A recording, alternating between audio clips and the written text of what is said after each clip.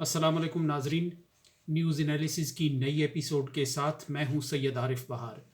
नाजरीन, गुफ्तगू के आगाज़ पर मेरी ख्वाहिश होगी कि आप इस चैनल को सब्सक्राइब करें और बेल आइकन पर क्लिक करें ताकि हमारे दरमियान गुफ्तगू का ये जो रब्तो ताल्लुक़ है ये कायम और बरकरार रह सके। नाजरीन, महबूबा मुफ्ती कश्मीर की एक बड़ी वोकल और जुर्रतमंद सियासतदान हैं। उनकी सियासत से आप इख्तलाफ करें, उनके वालिद की सियासत से इख्तलाफ करें, उनकी पॉलिटिकल लेगेसी से आप इख्तलाफ करें, लेकिन वो अपनी बात जुर्रत के साथ करने का फ़न भी जानती हैं और बर मौका और बर महल वो अपना माफ़ी ज़मीर बहुत अच्छे अंदाज से बयान करने की सलाहियत भी रखती हैं। ज़ाहिर है जो ग्राउंड पॉलिटिक्स होती है या पावर पॉलिटिक्स होती है उसकी अपनी मजबूरियां होती हैं, उसकी अपनी तरजीहात होती हैं, उसकी अपनी कंपल्शंस होती हैं। उन सारी बातों को अगर वक्ती तौर पर उठा कर रखें तो 5 अगस्त के बाद जो भारत ने एक डिसीजन लिया है कश्मीर की शनाख्त को ख़त्म करने का, कश्मीर के मुस्तकबिल को गैर यकीनी की धुंध में डालने और उलझाने का और एक दलदल में धकेलने का, उस पर कश्मीर के जिन रिवायती सियासतदानों ने बड़ा वोकल और बड़ा जुर्रतमंदाना मौक़िफ़ इख्तियार किया, महबूबा मुफ्ती भी उनमें सरफ़हरिस्त कह सकते हैं आप। तो महबूबा मुफ्ती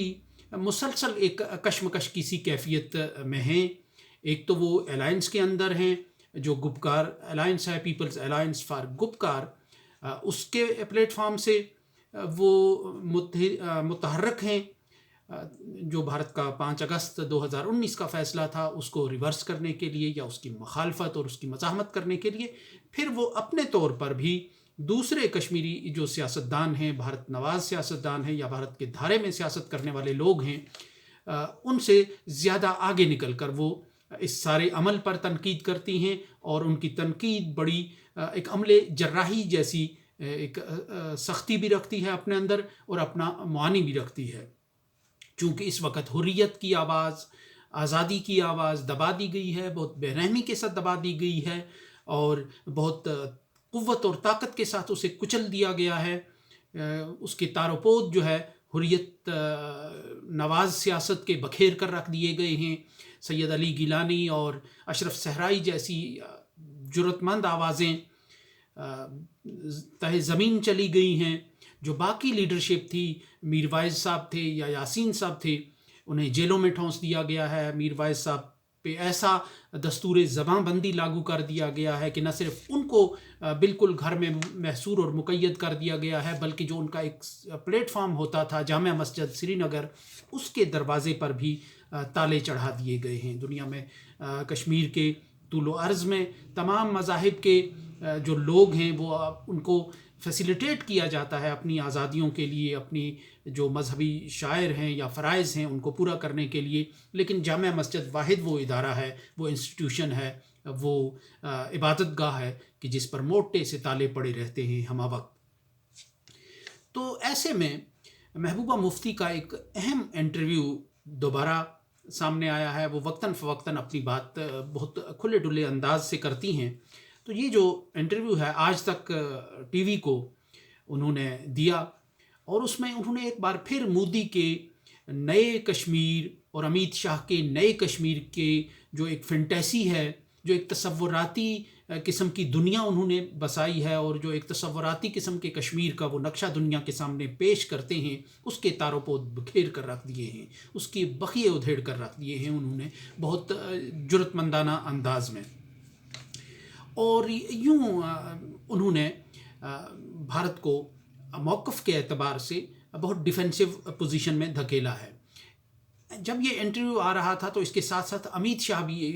एक इंटरव्यू दे रहे थे या वो एक जगह ख़ताब कर रहे थे जिसमें वो दो टोक अंदाज में कह रहे थे कि स्टेटहुड जो है वो बहाल नहीं होगा ताकि कि हदबंदियाँ होंगी और उसके बाद इंतखाबात होंगे और उसके बाद फिर तीसरे मरहले पे जो कश्मीर का, जम्मू व कश्मीर का जो रियासती दर्जा है उसको बहाल किया जाएगा। अमित शाह ने ये सवाल भी पूछा कि अगर ऐसा कहा जा रहा है कि 370 की बहाली तक कश्मीर में अमन कायम नहीं हो सकता, तो ये बताया जाए कि जब मिलिटेंसी 1990 में शुरू हुई तो क्या उस वक़्त भी तो 370 मौजूद था। तो 370 के बाद उन्होंने एक तसव्वुराती नए कश्मीर की बात की कि जहाँ सियाहत फ़रोग़ پا رہی ہے، سیاح بڑی تعداد میں آ رہے ہیں اور صنعت کاری ہو رہی ہے اور امن قائم ہو گیا ہے، تو یعنی وہ ایک جو ان کے ذہن میں، ان کے دماغ میں جو ایک کشمیر کا ایک تصور بسا ہوا ہے، وہ یہ سمجھتے ہیں کہ انہوں نے یہ کر لیا ہے، یہ بنا لیا ہے، تو وہ ایک اس ذہنی کیفیت کے تحت انہوں نے ایک نئے کشمیر کا نقشہ کھینچا۔ تو بڑی حد تک یہ بات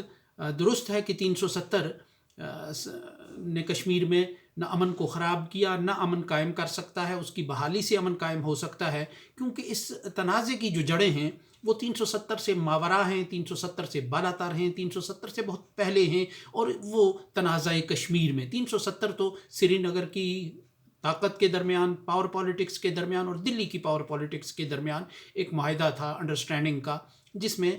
کچھ اچھے پہلو بھی تھے، لیکن بہرحال یہ شراکت اقتدار کا ایک فارمولہ تھا، اور عام کشمیری کے سینٹیمنٹ سے اس کا کوئی زیادہ لینا دینا نہیں تھا، کوئی زیادہ واسطہ نہیں تھا۔ یہی وجہ ہے کہ 370 کی موجودگی میں بھی آزادی کے نعرے لگتے تھے، 370 ختم ہوئی تو بھی آزادی کے نعرے لگتے تھے، اور جب ابھی 370 وجود میں بھی نہیں آیا تھا تو اس وقت بھی کشمیر کے لوگ جو ہے وہ حق خود ارادیت مانگتے تھے یا اپنے الگ وجود کی بات کرتے تھے، جس کو پھر ایڈریس کرنے کے لیے شیخ محمد عبداللہ نے اس کشمیری سینٹیمنٹ کو ایک آئینی تحفظ دلوایا بھارت میں اپنے دوستوں کے ذریعے، اور ایک مخصوص سخت گیر مخالف لابی کی مزاحمت اور مخالفت کے باوجود۔ تو ایسے میں جو محبوبہ مفتی صاحبہ کا جو انٹرویو ہے، بڑا انہوں نے موجودہ جو کشمیر کی صورتحال ہے، جو تصویر کشی کی جا رہی ہے ایک تصوراتی اور ایک فینٹیسی کے اس ماحول میں، جو کشمیر کا ایک منظر نامہ بیان کیا جاتا ہے، ایک نیریٹو ڈیولپ کیا جاتا ہے کہ کشمیر میں دودھ اور شہد کی نہریں بہہ رہی ہیں، اس سارے کا پوسٹ مارٹم بڑی جرت مندانہ انداز میں کیا گیا ہے۔ محبوبہ مفتی نے اینکر کے ایک سوال کے جواب میں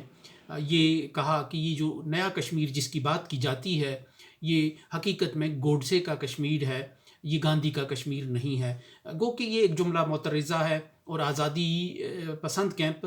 اس کی تشریح اپنے انداز سے کر سکتا ہے کہ گاندھی کے کشمیر میں بھی کوئی اتنی آئیڈیل صورتحال نہیں تھی، لیکن بہرحال یہ گوڈسے وہ شخص ہے کہ جس کو اب گاندھی کے مقابلے میں ہیرو بنایا جاتا ہے، وہ گاندھی کا قاتل ہے۔ تو انہوں نے اس ایک سوچ اور فکر کی بات کی کہ کشمیر اب اس سوچ اور فکر کے تحت آ رہا ہے، اور اس کی تشکیل اس انداز سے کی جا رہی ہے۔ انہوں نے اس نئے کشمیر کا پوسٹ مارٹم کرتے ہوئے کہا کہ یہ وہ کشمیر ہے جہاں 18 ماہ کی بچی ٹھٹھرتی ہوئی سرد رات میں اپنے باپ کی لاش واپس مانگ رہی تھی، جہاں ایک بوڑھا باپ اپنے بیٹے کے قتل کی تحقیقات کی بجائے صرف یہ مطالبہ کر رہا تھا کہ اسے بیٹے کی لاش واپس دی جائے۔ اسی طرح محبوبہ مفتی صاحبہ نے میڈیا کی جو آزادی ہے اس پر ایک سوالیہ نشان کھڑا کیا، نہ صرف کشمیر کے میڈیا پر بات کی بلکہ انہوں نے پورے بھارت کے میڈیا کی بات کی، کیونکہ جو انسٹیٹیوشن ہوتے ہیں، ایسے آزاد جو ادارے ہوتے ہیں، وہ حکومتوں پر چیک کا کام رکھتے ہیں، وہ ان کی غلط بات کو غلط اور صحیح بات کو صحیح کہتے ہیں اور ایک اچھا راستہ انہیں بتاتے ہیں، لیکن اس وقت جو ہے میڈیا کو ایسا طوطا بنا دیا گیا ہے جو صرف حکومت کی اور مودی حکومت کی جو بات ہے وہی رٹا لگاتا ہے، وہی بیان کرتا ہے، وہی نیریٹو آگے بڑھاتا ہے۔ اسی طرح انہوں نے حیدر پورہ کے اس واقعے کی بھی بات کی کہ جس میں انہوں نے کہا کہ وہاں ایک ایسا ماحول تھا، خون بہہ رہا تھا سڑکوں پر، اور اس کے ساتھ ہی انہوں نے یہ بھی کہا کہ جو تحقیقات کی جو ہے، ایسے واقعات کی تحقیقات کا ماضی میں بھی کوئی نتیجہ نہیں نکلا، نہ آئندہ نکلے گا، کیونکہ ان میں سے ایک جو جرم بے گناہی کا شکار ہونے والا ایک شخص تھا، اس کو وائٹ کالر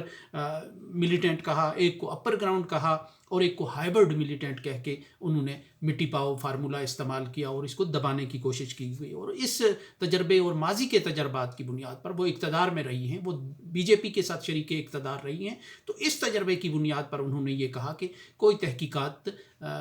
برابر نہیں ہوتی، نہ کسی تحقیقات کا ماضی میں یہاں نتیجہ برآمد ہوا ہے۔ اسی طرح اینکر کے اس سوال پر کہ اب حالات بدل گئے ہیں، اچھے ہو گئے ہیں، سیاح آ رہے ہیں، ریکارڈ جو تعداد ہے سیاحوں کی وہ کشمیر کا رخ کر رہی ہے، تو انہوں نے بڑی اچھی مثال دی کہ اگر آپ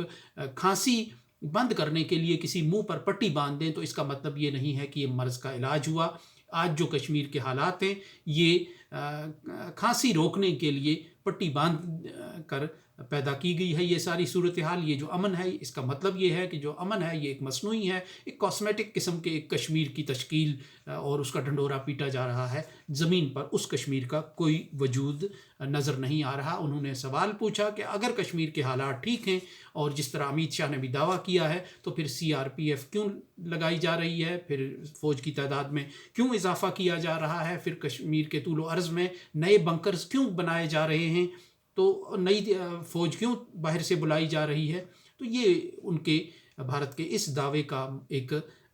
مکمل طور پر اس کو مسترد کرتی ہوئی وہ نظر آ رہی تھی کہ کشمیر میں 5 اگست کے بعد کے حالات بدل گئے ہیں۔ وہ کہتی ہیں کہ اگر ملیٹنٹس کی تعداد بہت تھوڑی رہ گئی ہے تو پھر اتنی بڑی تعداد میں کشمیر میں فوج لگائے رکھنے کا کیا جواز بنتا ہے، اور اس تعداد میں مسلسل اضافہ کیا جا رہا ہے۔ اسی طرح انہوں نے یہ کہا کہ لال چوک میں تصویریں نظر آتی ہیں اینکر کے اس سوال کے جواب میں کہ وہ ترنگا لہراتے ہوئے لوگ نظر آتے ہیں، تو انہوں نے کہا کہ زبردستی جھنڈے اٹھوا کر حالات کو بہتر بنانے کی ایک تصویر پیش کرنا اور ایک نارملسی کا تأثر دینے کا یہ مطلب نہیں ہے کہ حالات بہتر ہیں، اور بندوق کی نال پر آپ اگر قومی ترانہ کسی کو اپنا گانے پر مجبور کرتے ہیں، پڑھنے پر مجبور کرتے ہیں، تو اس کا مطلب یہ نہیں کہ واقعی وہ دل سے آپ کا ترانہ پڑھ رہا ہے، آپ کا جھنڈا اٹھا رہا ہے۔ پاکستان کے حوالے سے بات کرنے انہوں نے کہا جی کہ آپ کے بھارت کے ساتھ شکوے شکایتیں تو اپنی جگہ، لیکن پاکستان کے ساتھ بات کرنے کا آپ کیوں کہتی ہیں؟ تو انہوں نے اس کی دلیل دی کہ وہ واجپئی نے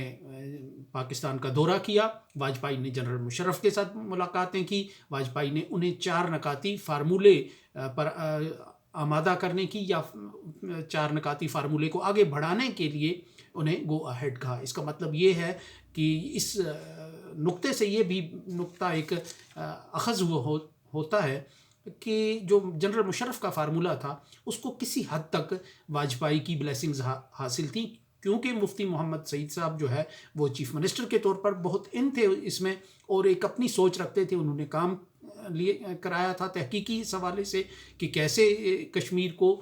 جو اسٹیٹ ہے یا جو سری نگر والا کشمیر ہے اس کو کیسے ایک پل بنایا جائے پاکستان اور بھارت کے درمیان جنگ کا اکھاڑا بنانے کی بجائے۔ تو یہ جو نقطہ ہے تو اس کا مطلب یہ ہے کہ بھارت کی طرف سے بھارت کی جو طاقتور حلقے تھے اس وقت وہ واجپئی کے پیچھے تھے، اور وہ بھی یہ چاہتے تھے کہ 4 نکاتی جو فارمولہ ہے کشمیر جنرل مشرف کا، وہ جنرل مشرف اس کو آگے بڑھائیں اور بھارت کی طرف سے اس کی قبولیت ہو۔ لیکن چونکہ بھارت میں اس کے خلاف ایک مخصوص ذہن تھا اور ریزسٹنس تھی، تو شاید پاکستان اور بھارت دونوں میں پھر اس کی ایک مزاحمت ہوئی اور وہ بیل منڈے نہیں چڑھ سکی۔ تو یہ محبوبہ مفتی کا یہ ایک انٹرویو بڑے اہم موڑ پر سامنے آیا ہے، اور انہوں نے بھارت کے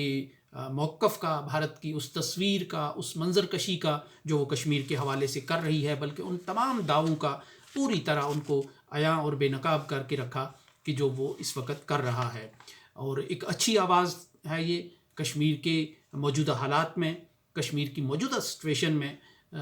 جو بھارت نواز سیاستدان ہیں کسی دور میں اور ابھی تک وہ اس کا اعتراف اور اقرار کر رہے ہیں، تو ان میں محبوبہ مفتی صاحبہ کی طرف سے یہ بھارت کا بری طرح پوسٹ مارٹم کیا گیا ہے، نریندر مودی کے نئے کشمیر کا، امیت شاہ کے نئے کشمیر کا، اور دنیا کو یہ بتانے کی کوشش کی گئی ہے کہ جو وہ بیان کر رہے ہیں، جو وہ پورٹرے کر رہے ہیں کشمیر کی تصویر وہ نہیں ہے، کشمیر کی تصویر وہ ہے، وہ ٹھٹھرتی راتوں میں بلکتا ہوا 18 ماہ کا بچہ، وہ بیوہ اور وہ باپ کہ جو اپنے پیاروں کی، عزیز و اقارب کی لاشیں واپس مانگ رہے ہیں، جو ان سے اسٹیٹ سے کسی تحقیقات کا مطالبہ نہیں کر رہے، وہ کشمیر کی اصل تصویر ہے آج کی۔ اور اب دیکھنا یہ ہے کہ اس پر دنیا اس کا کس طرح نوٹس لیتی ہے۔ وہ کہ اس کا زیادہ امکان نہیں ہے کہ یہ جو صورتحال ہے کشمیر کی، اور جو محبوبہ مفتی نے بڑے جرأت مندانہ اور تفصیل سے کشمیر کے حالات کا ذکر کیا ہے، لیکن بہرحال یہ تصویر کا ایک اصل پہلو دنیا کو دکھانے کی ایک کوشش ہے، اور اس کا یقیناً خیر مقدم ہوگا بھی اور ہونا بھی چاہیے کہ اس وقت جب پوری طرح سکوت مرگ طاری کر دیا گیا ہے کشمیر پر، اور قبرستان جیسی خاموشی طاری کرنے کی کوشش کی جا رہی ہے، تو کشمیر کے جو روایتی سیاستدان ہیں وہ جرأت مندانہ انداز میں اور کشمیر کے سماج کی زبان بن کر، ان کے آنکھیں بن کر وہ اس منظر کو، اصل جو منظر ہے، جو اصل حالات ہیں، وہ دنیا تک لانے کی کوشش کر رہے ہیں۔ اس کے ساتھ ہی اجازت دیجیے، اللہ نگہبان۔